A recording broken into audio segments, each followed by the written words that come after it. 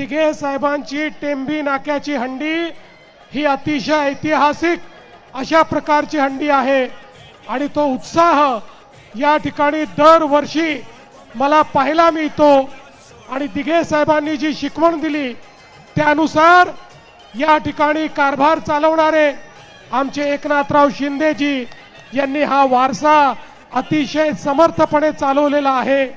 मला विश्वास आहे अशाच प्रकारे आपल्या सगळ्यांचा आशीर्वाद शिंदे साहेबांच्या आणि आमच्या पाठीशी सदैव राहील।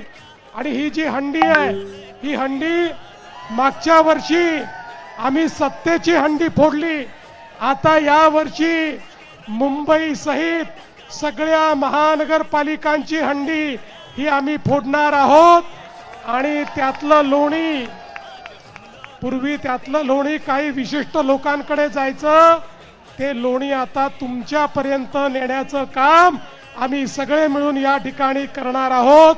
आणि म्हणूनच तुम्हाला सगळ्यांना मी या दहीकाल्याच्या खूप खूप शुभेच्छा देतो। धन्यवाद। जय हिंद, जय महाराष्ट्र।